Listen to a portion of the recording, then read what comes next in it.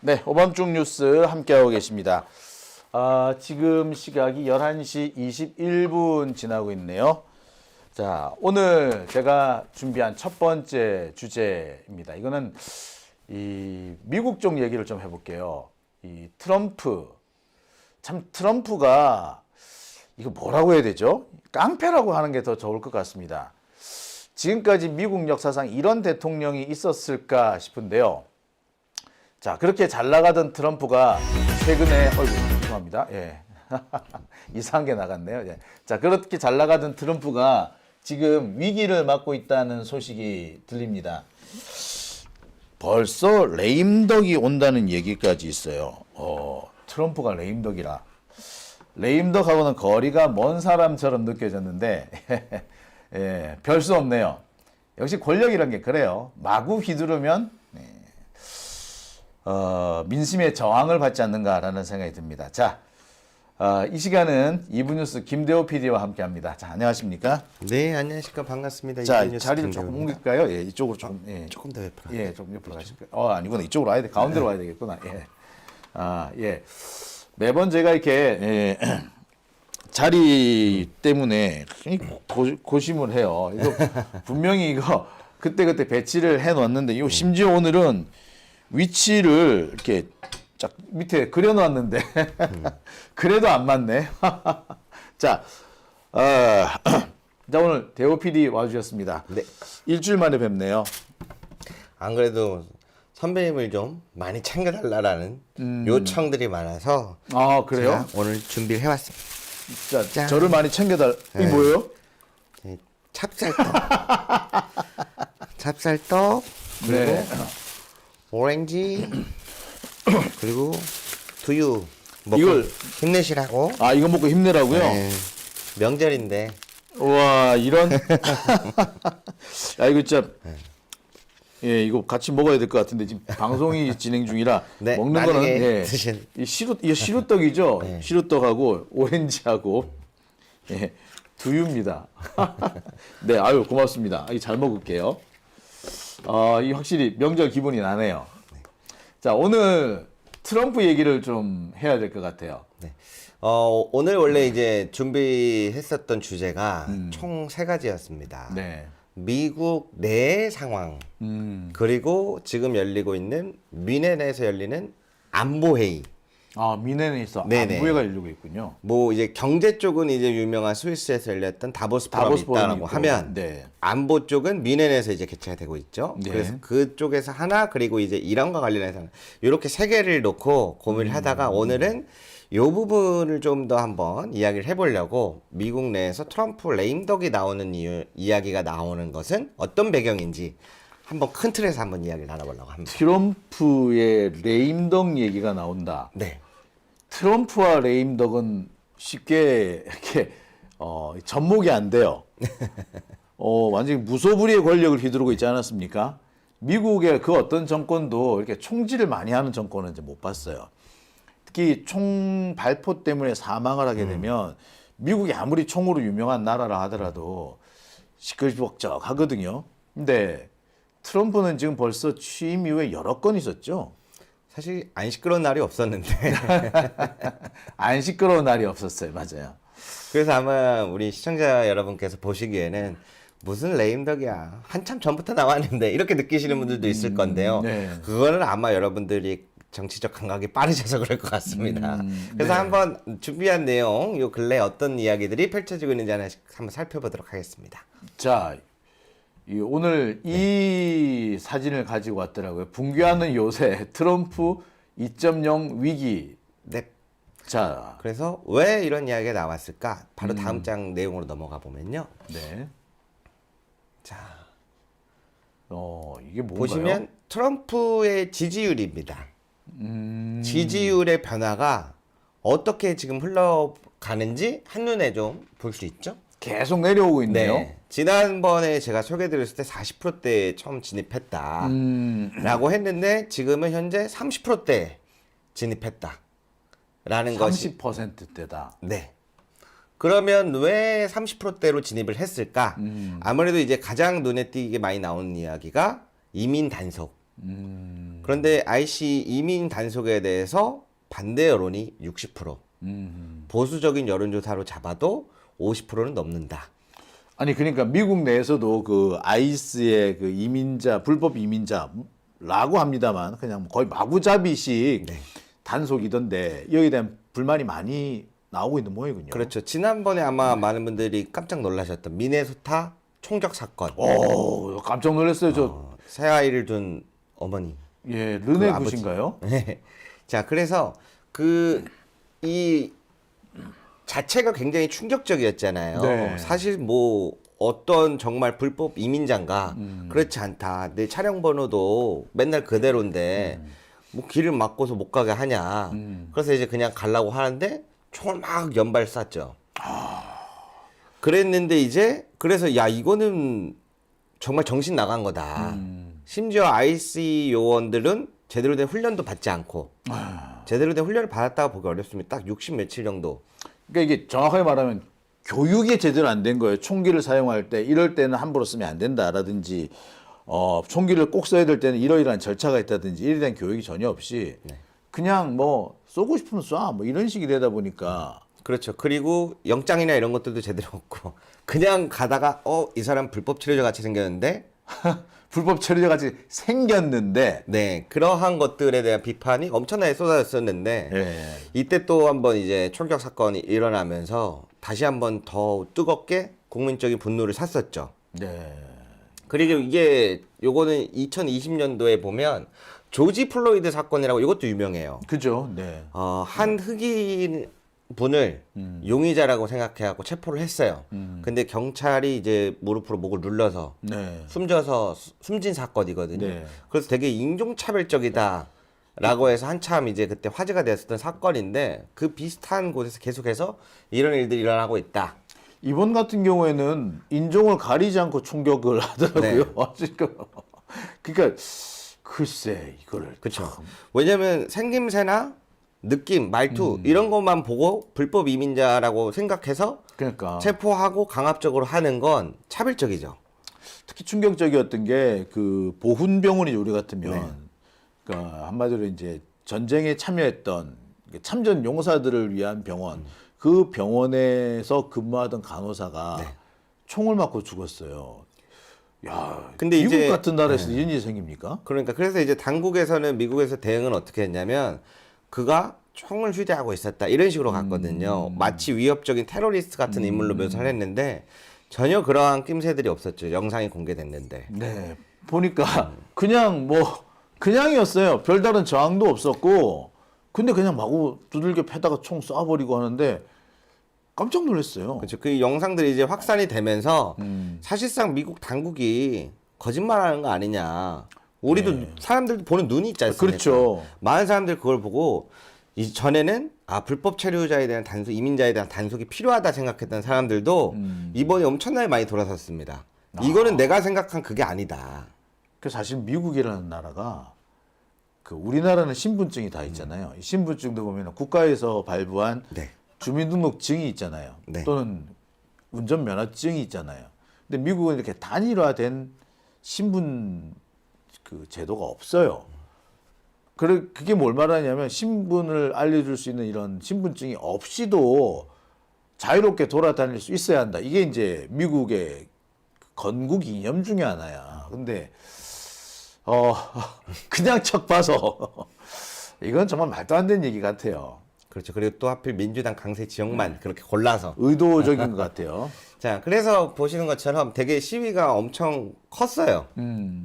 사람들도 그 장소를 기리고 그 앞에 가게들도 거의 기부 물품하고 사람들이 후원도 하고 이런 것들이 계속 확산이 됐는데 이러한 분위기가 계속 가중되면서 지금은 작전이 종료가 됐어요. 메트로 서지를 중단하겠다. 미네소타주의 요원들을 전부 철수시키겠다라고 하고 있는 상태이고 이제 경찰도 있을 거 아니에요. 그렇죠. 그 지역에 이 사람들도 계속해서 매스컴에 나가서 얘기를 해왔거든요. 더 이상 우리는 방관할 수 없다. 그렇게 되면 그치. 어떻게 되겠어요? 자치장소 충돌이 일어날 수 있겠죠. 충돌. 그 경찰과 아이스 요원들 사이의 충돌. 네. 지금 뭐 AI가 만든 영상, 그러니까 약간 잘못 보면 이제 조작 영상이라고 할 수도 있는데 AI가 만든 영상에 보면 실제로 아이스 요원이 경찰에 체포되는 그런 영상이 막 돌아요. 보니까 AI가 조작한 걸로 보이는데 그 정도라는 것 자체가 지금 심각한 상황을 의미하는 것 같아요. 네, 그래가지고 지금 그런데 이제 이게 어떻게 됐냐면 예산 전쟁으로까지 이어졌는데요. 지금 셧다운을 또 돌입할 수 있다라는 이야기가 나오잖아요. 어허. 그러니까 민주당에서는 이 IC에 대해서 바꿔야 된다. 개혁을 요구하면서 이제 참여하지 않겠다. 아이스 쪽에 예산 안 주겠다. 우리 같으면 검찰 특수활동비 안 준다. 뭐 이런 거랑 비슷한 것 같은데. 그래서 지금 셧다운이 지금 예정이 돼 있는 거예요. 지난번에 셧다운 때도 한번 다뤘잖아요. 네. 그래서 이번에도 이거에 대해서 우리는 참여할 수 없다. 그렇게 되면 이제 어떻게 되겠어요? 그러니까 이제 또 트럼프 행정부 측에서 뭐라고 얘기하냐. 민주당이 안보를 인질로 잡으려고 한다. 아이고 참. 뭐 이렇게 얘기하는데 좀 거리가 있죠. 그래서 어디서 많이 본 그런 어디서 구도가 많이 본 구도야. 이게 참 많이 본 것 같아요. 예. 네. 자, 그리고 다음 장 넘어가 보시면 자, 이건 또 뭔가요? 이게 이제 갑자기 뜬금없이 가상화폐가 나와서 깜짝 놀랐는데 이게 무슨 얘기입니까? 그러니까 제가 오늘은 퍼펙트 스톰이라 그래가지고 전반적으로 지금 미국에서 어떤 분위기가 일어나는지 보여드리는 건데요. 네. 가상화폐가 이번에 엄청나게 폭락을 했어요. 비트코인 네. 뭐 해가지고 근데 무슨 논란이 자꾸 있냐면 트럼프 가족 기업이 대량 매도를 한 것 같다. 아하. 계속해서 한 번 막 올랐다가기도 하고 내려가기도 하잖아요. 주가 조작을 하고 있다는 얘기인가요? 그런 의혹이 계속 나오고 있어요. 야, 지난번에도 한번 잠깐 그런 논란이 있다라고 있었죠. 말씀드린 적 있었죠. 예. 트럼프 아들. 예. 그러니까 중국에 관세 부과하기 전에 팔더라. 뭐 이런 식으로. 네. 그래서 근데 이제는 전에는 사람들이 의혹이었어요. 아니, 그렇지. 그러면서 설마 한편으로는 그렇게 그렇지. 하겠어? 설마요, 설마. 예. 근데 이제는 경제계에 조금 이름 있는 네임드들이 그 이야기에 동조가 된 거예요. 내가 보기에도 이건 이해가 안 간다. 좀 이상하다. 이상한 것 같다. 어허. 처음에 웃으면서 넘겼는데 이젠 배제할 수 없다. 그러니까 처음엔 다들 글쎄, 저도 처음에는 에이 뭐 이렇게까지 했으려고 이거 아니라도 돈 많은데 네. 라고 했었는데 지금 돌아가는 형국을 보면 할 수도 있겠는데? 했을 수도 있겠는데? 이렇게 생각이 들어요. 그러면은 아니 믿은 그 사람들은 바보라고 생각할 수도 있는데 트럼프 행정부에서 가장 많이 하는 게 뭐예요? 비트코인이라고 하는 것을 가치화하겠다. 앞으로 중점 화폐로 쓰겠다. 이런 발언들 서슴지 않고 하거든요. 네. 코인 자체를. 그러다 보니까 트럼프 지지자들 입장에선 믿고 올라탔겠죠. 그랬겠지. 그런데 내려갔어 갑자기. 그러니까 이제 이런 현상들이 나타나는. 그러니까 애시당초에 트럼프가 뭐 이렇게 뭐 가상화폐 운운한 거는 자기들이 돈 벌려고 했던 거 아니냐 뭐 이렇게 보여지기도 해요. 이제 지금 뭐 트럼프 쪽 하는 행태를 보면 그렇습니다. 가격이 떨어져 있을 때 막 이런저런 이슈를 띄워가지고 올려요. 올린 다음에 가격을 자기들이 가지고 있던 매물을 쏟아내는 거야. 그럼 가격이 떨어지잖아요. 그럼 다시 싼 값에 사. 그래서 트럼프 대통령이 재산이 많기로 유명하잖아요. 그죠. 그래서 많이 나오는 이야기가 임기 중에 재산이 가장 불어나는 남자. 이런 호칭도 생기기도 한답니다. 자, 또 다음 거 하나 보겠습니다. 자, 이게 네. 돈을 많이 번다 안 번다의 문제가 아니라 사람들이 안 믿는다는 얘기가 되거든요. 자, 그리고 또 다음으로서 이제 정치적으로 많이 나오는 게 바로 이탈이죠, 이탈. 이번에 트럼프가 캐나다에 관세를 부과하겠다 하는 부분에 있어서 중국과 교류하면 너네 100% 관세할 거야. 뭐 이런 이야기들도 서슴없이 하고 있죠. 네. 그런데 베네수엘라 전쟁 권한 제한이라던가 트럼프 관세에 있어서 공화당의 상원, 하원 의원들의 이탈표들이 계속 눈에 띄는 거죠. 야. 5명, 6명 이탈한 거는 별로 작은 부분 아닌가요? 라고 생각할 수 있지만 지난번에 셧다운이 거의 2달 가까이 이루어졌던 게 몇 표 때문이었어요? 8, 9표로 계속 왔다 갔다 했단 말이에요, 서로. 이 8, 9표로 트럼프한테 무슨 일이 생길 수도 있겠네요.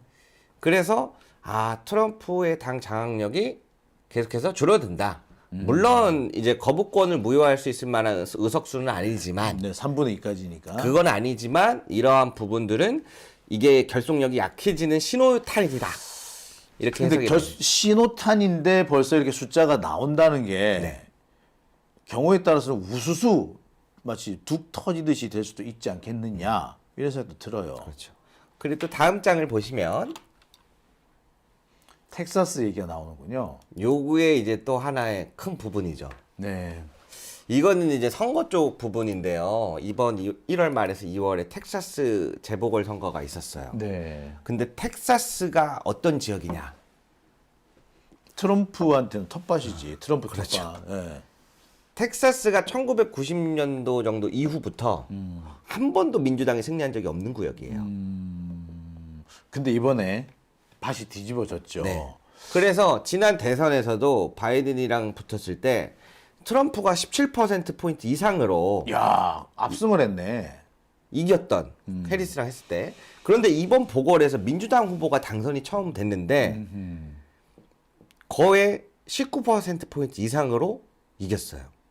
텃밭을 뒤집은 것뿐만 아니라 압도적인 표 차이로 이긴 거예요. 그러면은 한 36% 정도가 옮겨갔다는 얘긴데요. 네. 그래서 원래 그 전에 있었던 재보궐로 몇 번 막 설명드렸잖아요. 뉴욕 네. 선거도 선물을 드리고 했었는데 그때 이제 트럼프 측에서는 계속 뭐라고 얘기를 했냐면 두 가지를 얘기 많이 했죠. 첫 번째로는 투표용지에 트럼프라는 세 글자가 안 들어가서 진 거다. 뭐 이런 얘기도 하고 두 번째로는 원래 이 지역은 공화당 지역이라고 보기 어려운 지역이야. 원래 여기 민주당 지역이야. 아이고. 라는 이야기들을 많이 해왔는데 그런데 공화당의 텃밭 중에 하나인 텍사스에서 큰 격차가 벌어진 거예요. 뭐 더 이상 변명이 어려워지는 그런 상황이네요. 네. 그러면 이제 이 텍사스에서 이 선거에 대한 분석 영상이 엄청나게 많이 올라오거든요. 이례적이니까. 왜 저런지, 예. 그래서 이제 공화당의 성격은 그대로 드러나요. 베네수엘라 뭐 마두로 축출 작전이라든가 이런 것들은 다 지지하는데 근데 계산대에만 서면 초라해진다. 그러니까 미국의 물가가 많이 올라가지고 관세 인상분의 90%가 소비자한테 전가된 걸로 나오더라고요. 네. 근데 관세가 없던 감세가 갑자기 생기면 이분들은 사실 앉아서 한 소득의 10%가 날아가는 그런 상황이더라고요. 그러니까 계산대 앞에만 서면 초라해진다. 네. 요새는 뭐 콩나물 한 봉지 사는데도 뭐 얼마라는 돈 그래서 이제 돈의 가치가 어떻다는 이렇게 얘기하는데 뭐 그거는 근데 장기간의 시간의 변동이 있었습니다만 이번 것 같은 경우에는 장기간이 아니잖아. 그래서 생활이 힘들다는 거죠. 어허, 야 역시 네. 민생을 못 바치네. 근데 이 텍사스라는 데가 네. 남부지잖아요. 미국의 남부. 원래 미국 남부는 민주당 쪽 지지율이 높았어요.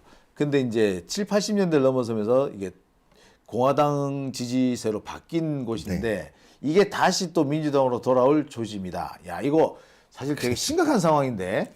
그래서 지난번에도 마이애미 선거도 거기도 이제 공화당 우세 지역인데 거기도 이제 뺏겼었거든요. 네. 그래서 지금 보시면은 연방하원 18 선거구, 주상원 9 선거구 네. 이렇게 보시면은 큰 차이로 뒤집혔는데 그런데 이게 재밌는 점들이 몇 가지가 있어요. 공화당 쪽에서 쓴 비용의 10분의 1만 선거 비용을 썼는데도 큰 차이로 이겼다. 이런 분석도 나옵니다. 아니 그러니까 그 공화당에서 또 선거 자금을 많이 썼네요. 근데 민주당 상대 후보는 10분의 1밖에 안 썼다. 그랬는데도 19%로 이겼다. 그러니까 36%가 옮겨갔다 이 얘기 아니에요. 그렇죠. 그리고 트럼프가 공개적으로 지원도 많이 해줬는데 그럼에도 불구하고 압도적인 표 차이가 나버렸다. 야 이거 좀 재밌네요. 예. 저희로 치면 부울경이 민주당이 압도적으로 이겨버린 거예요. 그렇지. 거기다가 네. 또 심지어 17% 이상 이긴 데인데 19%로 졌다. 그럼 네. 난리가 나는 거지 사실 솔직히. 예. 그래서 왜 그러냐면은 이 공화당 강세 지역이 이렇게 민주당의 압도로 나오게 되면 이거 11월 중간 선거에 판이 뒤집힐 수도 있겠다. 어허. 이 굉장히 위험한 신호탄이다 이거는. 어허. 그 이야기들이 계속 나오는 겁니다. 왜냐면 11월에 중간 선거가 뭘 하냐면 하원 의원 435명 전원 교체, 상원 의원 100명 중에 30명 교체. 네. 그리고 주지사 50개 주 중에 36개를 교체하거든요. 그래서 이게 엄청 큰 거예요, 중간 선거가. 아니 말이 중간 선거지. 이게 거의 뭐, 네. 뭐 총선급이네요. 총선급. 그렇죠. 하원 의원 전부, 상원 의원의 30%, 주지사의 절반 이상. 거의 60%를 다시 뽑는다는 얘기인데. 그렇죠. 그러면 지금과 같은 분위기에 민주당 강세로 가게 되면 민주당이 중간 선거에서 의석수를 많이 확보해 버리면 트럼프 탄핵안까지 올릴 수 있지 않겠냐. 야.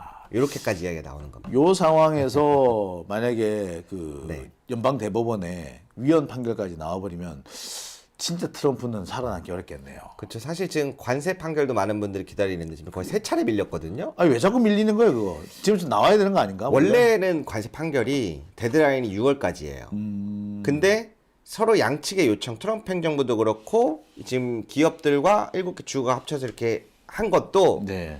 서로 빨리 처리해달라. 여기는 빨리 이거 관세에 대해 되돌리고 싶어 하고 이쪽은 쥐고 있으면 리스크잖아요. 네. 그렇기 때문에 서로 빨리 해달라 그래서 1월 중에 나올 것이다 그랬는데 1월 9일에 한 번 나온다다가 안 나왔죠. 1월 14일에 한 번 또 한다 그랬는데 또 안 나와서 또 연기됐어요. 그래서 2월에는 될 것이다라고 이야기가 나왔는데 지금도 곧 나올 듯 말 듯한데 이야기가 안 나오고 있어요. 예, 뭐 실제로 나와 봐야 나온 줄 알 것 같긴 합니다. 그래서 지난번에 관세 판결 관련해 갖고 신속심리 한번 내용 다뤄드렸었는데 네.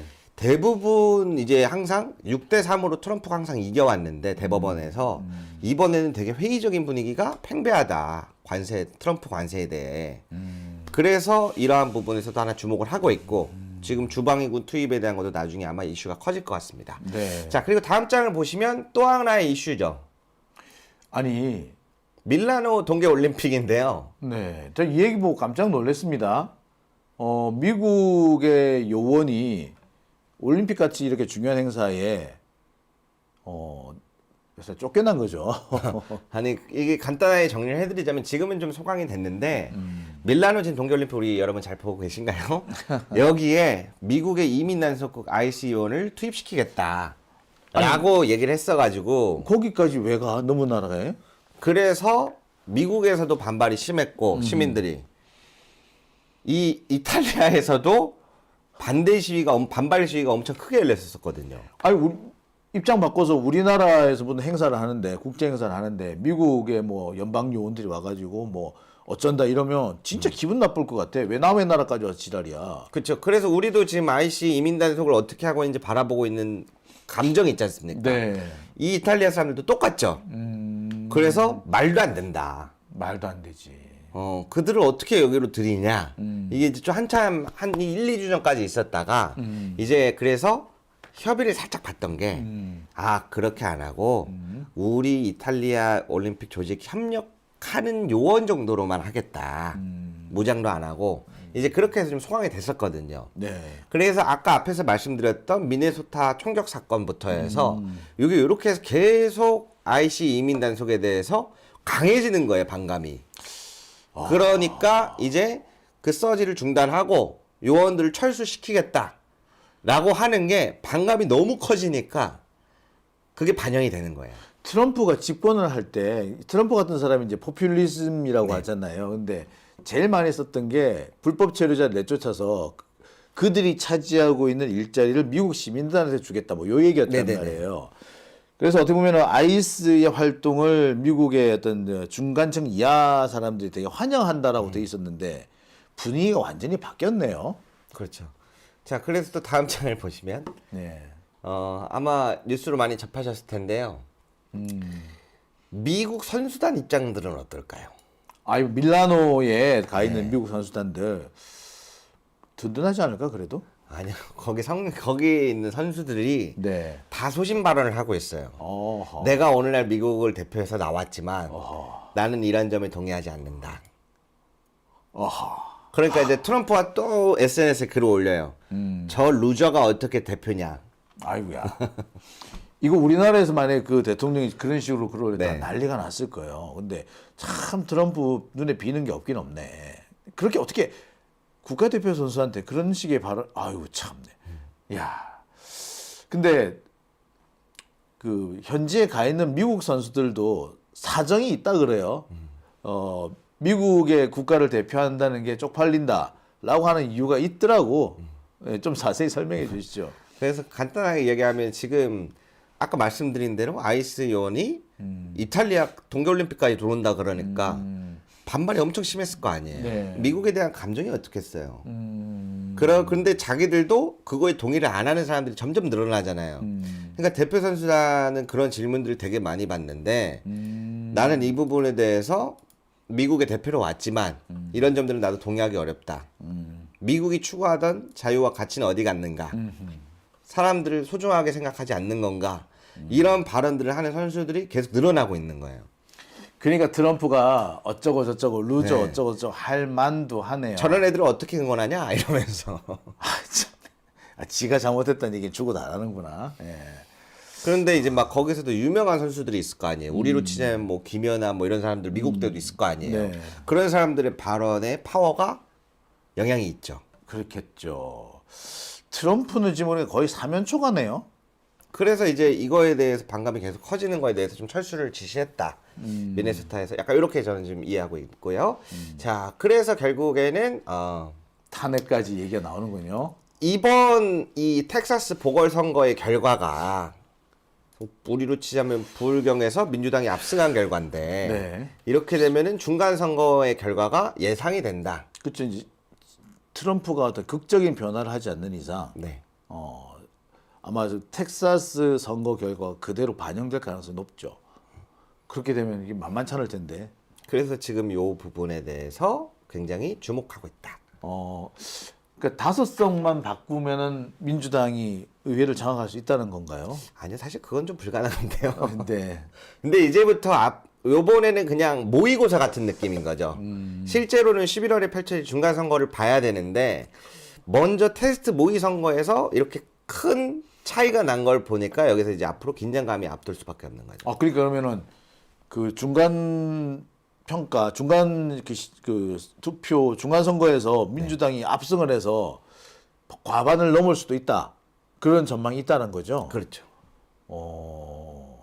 야, 그래서 트럼프가 뭐 때문에 지지율이 계속 빠지고 있고 그거에 대한 반감을 갖는 사람들은 왜 반감을 갖고 그 영향은 갈수록 세지고 있고 근데 그게 표로 나타나고 보궐선거 등에서 표로 나타나고 있고 이제 이러한 동향이라고 보시면 되겠습니다. 보궐선거에서 표로 나타난다. 그러면 이제 11월 달 중간 선거도 분위기가 비슷할 수가 있는데 그런 식이면 그러니까 텍사스 넘어가듯이 넘어가면은 공화당은 거의 참패할 가능성도 있어요. 이렇게 되면 이거 기대를 해야 되나? 아마 또 그때 가면 또 다른 이슈들로 또 다시 바뀔 수도 있는데 네. 지금 현재는 이런 이야기들이 주로 되고 있다. 그래서 마지막 장 보시면은 네. 제가 정리를 해보겠습니다. 자, 이민 단속 과잉 진압, 전국적 시위와 이거에 대한 지금 셧다운, 국토안보부터 셧다운, 그리고 비트코인 이거는 마가 지정층에서 뼈 아픈. 그리고 결국에는 텍사스 보궐선거에서 패배, 공화당에 대한 이탈, 이걸로 힘을 잃어가는 모양새. 그리고 올림픽 같은 곳에서도 파견 논란으로 동맹국마저 반미 정서가 생긴다. 그러니까 보면은 트럼프가 미국의 위상을 너무 바닥으로 추락시켰어요. 미국에 대한 이미지 너무 나쁘게 했어. 아니 아무리 그랬지만 남의 나라가 그 잔치를 여는데 거기에 총 들고 간다는 게 말이나 되겠습니까? 그래서 뭐 협력하는 요원 정도로 축소돼서 이제 그 얘기는 안 나오긴 하는데 네. 제가 이거를 왜 설명을 드렸냐면 지금 아까 앞에서 말씀드렸던 미넨 안보 회의에서 지금의 주제가 뭐냐? 영국, 프랑스, 독일도 이렇게 주요 국가들이 참석해서 하는 얘기가 뭐냐? 주제가 미국은 과연 동맹국인가? 아니면 리더인가? 이런 주제로 이야기가 되고 있어요. 파트너국이야? 아니면 우리의 리더가 되고 싶은 애들이야? 그러니까 우리를 자기 마음대로 끌고 다닐 수도 있다라는 불안감이네요. 그래서 지금 영국, 프랑스, 독일 다 무슨 얘기를 하고 있냐면 나토 회원국에서 미국의 의존도를 줄이자. 나토의 절반 이상이 미군이고 네. 제가 뭐 어제 뭐 얘기를 좀 했습니다만 제가 참 최근에 어떤 분한테 얘기를 듣고 정말 충격을 받았어요. 독일에서 지금 당장 가용할 수 있는 병력이 이게 군단이 안 된다는 거예요. 보병 군단이. 그래서 실제로는 한 4단 정도만 현재 운용이 되고 있고 동원령을 내린다고 해도 한 2, 3일 안에 모을 수 있는 숫자가 정말 제한적이라고 하더라고요. 그러니까 뭐 프랑스나 영국 같은 경우에는 여단급 병력도 안 나온다고 할 정도. 근데 장부상 독일이 40만 명을 갖고 있단 말이에요. 프랑스가 30만. 근데 얘네들이 4단이 안 나온다는 거는 그만큼 그동안 이제 군비를 축소하려고 했던 거예요. 이제 그런 나라들이다 보니까 나토의 병력이 많을 수가 없어. 그래서 이제 그 자리를 지금 미국이 지금 메꿔주고 있던 건데, 야, 그러지 말자. 우리가 이제 우리 일을 우리도 알아서 하자. 거기도 자주국방 하나 보네. 그래서 왜 그러냐면 이것도 다른 이야기도 들어가야 되는데 미국의 지금 전쟁부 장관 헤그시스가 있잖아요. 네. 무슨 캠페인을 하고 있냐면 미군이 다시 군사 무기 판매 강대국이 되겠다라는 캠페인 같은 걸 하고 있어요. 그러면 뭐야? 미국이 군사 무기 판매에 다시 집중하겠다는 건 무기를 팔려면 뭐가 있어야 돼요? 전쟁이 있어야죠. 그러면 그거는 수호자의 역할이에요? 아니죠. 어허, 양아치지 뭐. 이건. 어둠의 상인이라고 하죠. 그래서 이게 복합적으로 이렇게 연결되어 있다. 야, 이거 재밌네, 이건. 사실 이제 미국산 무기가 뭐 전 세계적으로 가장 인기가 있어요. 가격도 비싸고 성능도 좋고. 근데 너무 비싸.